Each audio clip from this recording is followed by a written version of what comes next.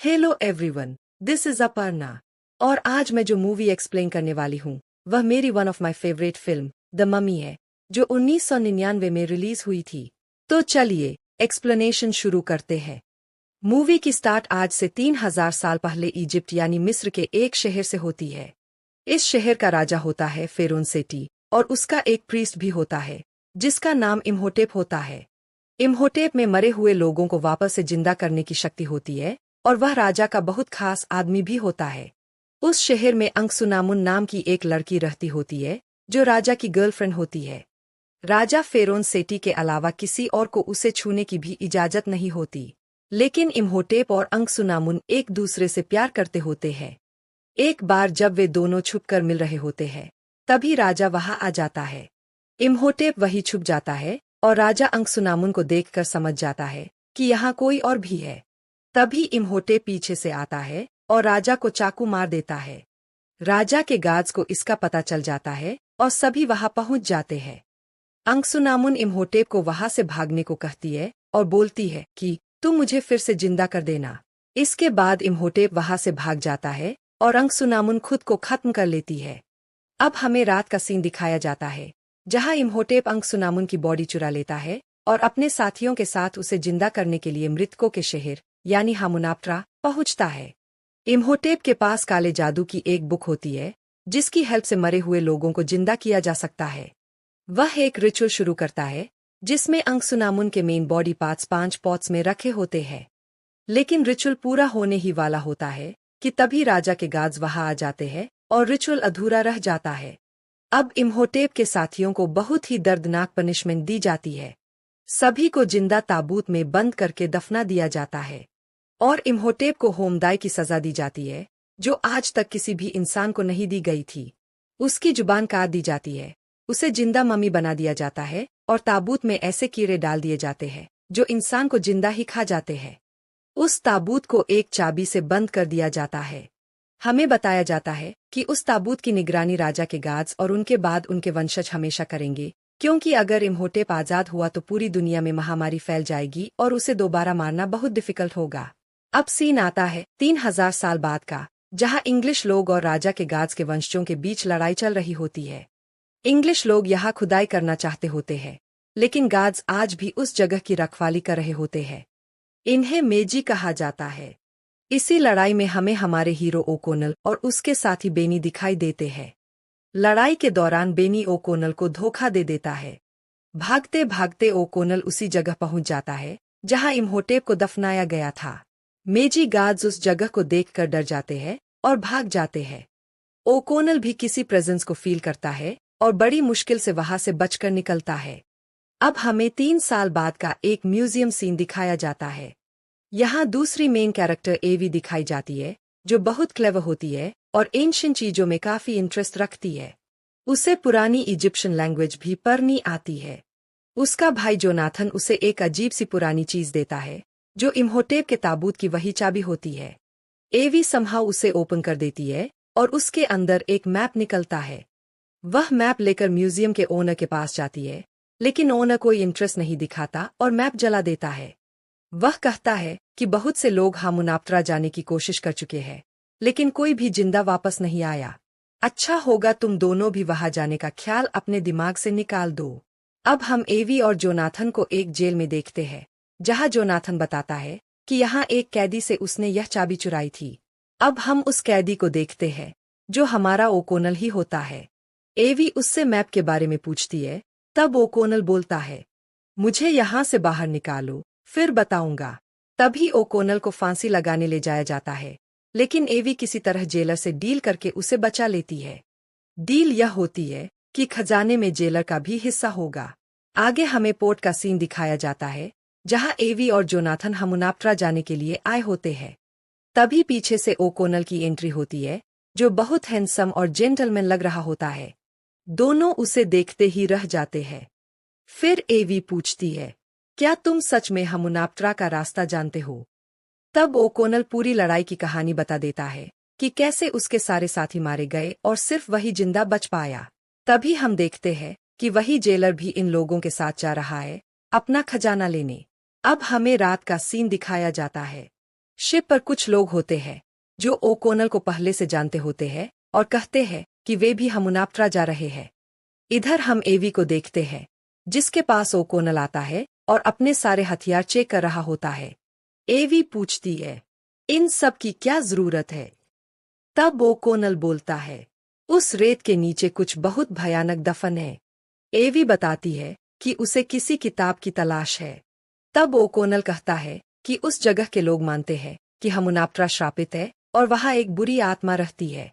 एवी जवाब देती है, मैं इन बातों पर विश्वास नहीं करती।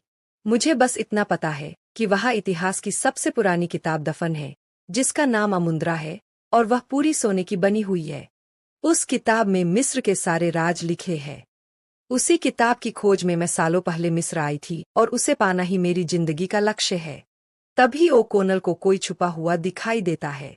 वह जाकर देखता है तो यह उसका पुराना साथी बेनी होता है जिसने लड़ाई में उसे धोखा दिया था। ओकोनल पूछता है, तुम यहाँ क्या कर रहे हो? बेनी बताता है कि जो दूसरा ग्रुप शिप से हमुनाप्ट्रा जा रहा है उन्हें वही ले जा रहा है और वे लोग उसे पैसे दे रहे हैं। तभी हमें एवी को उसके कमरे में दिखाया जाता है जहाँ कुछ लोग आकर उससे मैप और उस चाबी के बारे में पूछते हैं। उसी समय ओकोनल आकर एवी को बचा लेता है। जोनाथन को चाबी मिल जाती है लेकिन लड़ाई के दौरान मैप जल जाता है। शिप में आग लग जाती है और सारे लोग शिप से कूद जाते हैं। इसके बाद हमें सुबह का सीन दिखाया जाता है। सभी लोग हमुनाप्ट्रा जाने के लिए ऊँटों को तैयार कर रहे होते हैं। हम देखते हैं कि सब लोग रेगिस्तान में हमुनाप्ट्रा की ओर बढ़ रहे होते हैं। दोस्तों, यह सीन मुझे इस मूवी का सबसे बेहतरीन सीन लगता है। तभी सुबह का नज़ारा दिखाया जाता है जहां हमें हमुनाप्ट्रा शहर दिखाई देता है। अब सारे लोग हमुनाप्ट्रा पहुंच जाते हैं। एवी बताती है कि उस मूर्ति के नीचे ही वह सोने की किताब अमुंद्रा दफन है। फिर ये लोग तहखाने में एंट्री लेते हैं। एवी बताती है कि यहाँ 3000 साल से कोई नहीं आया है। यही लोगों को मम्मी बनाया जाता था। ये सब बातें करते हुए वे आगे बढ़ते हैं और उस जगह पहुंच जाते हैं जहां मूर्ति का निचला हिस्सा होता है। एवी कहती है, वह सोने की किताब यही दफन है। तभी इन सबको कोई आवाज सुनाई देती है। ओकोनल बोलता है, ये कीड़ों की आवाज है। इधर हम उस जेलर को देखते हैं जो दीवार से कुछ खोदकर निकालता है।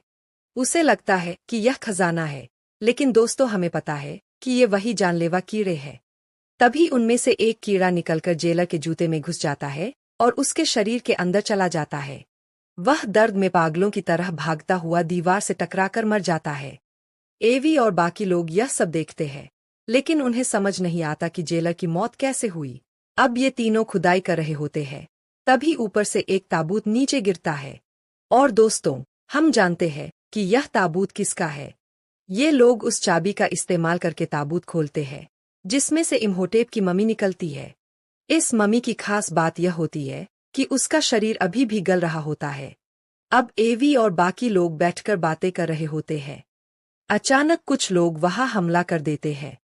तभी ओकोनल और उन लोगों के लीडर के बीच लड़ाई हो जाती है।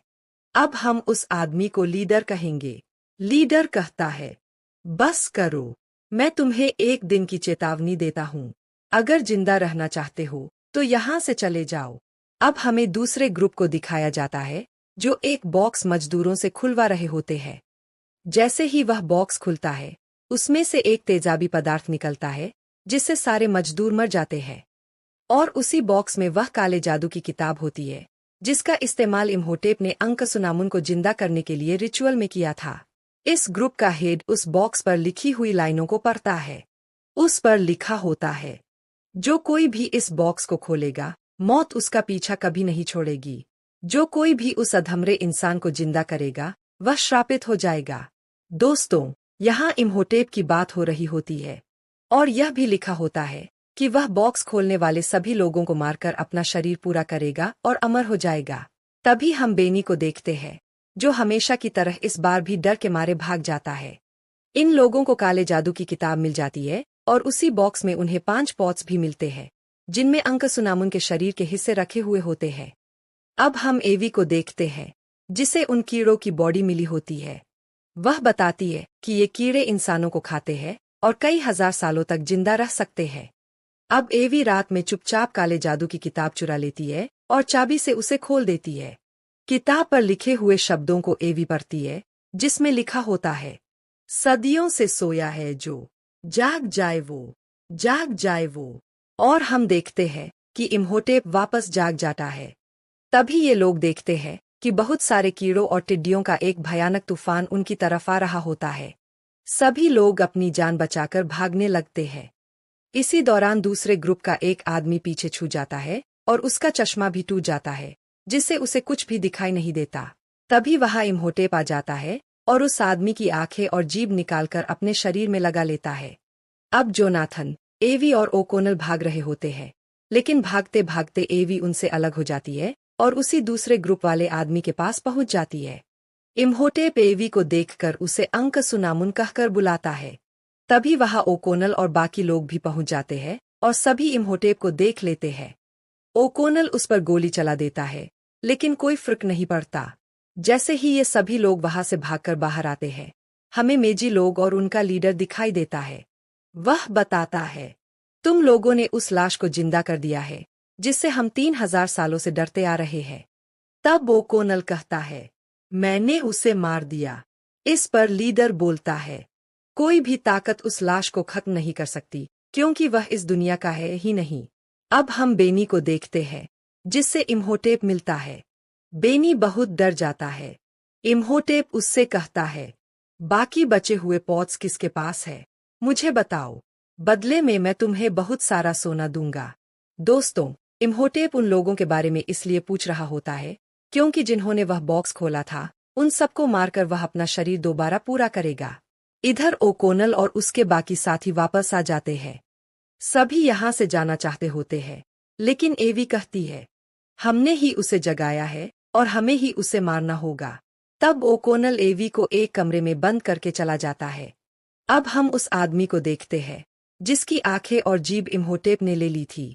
इम्होटेप उसे मार चुका होता है और अपने शरीर को रिकवर कर रहा होता है। वह एवी के पास पहुंच जाता है। उसे देखकर एवी जोर से चीखती है, जिससे ओकोनल और बाकी लोग भी वहां आ जाते हैं।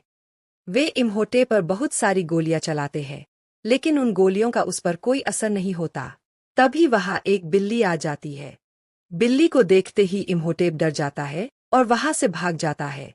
किसी को भी समझ नहीं आता कि ऐसा क्यों हुआ।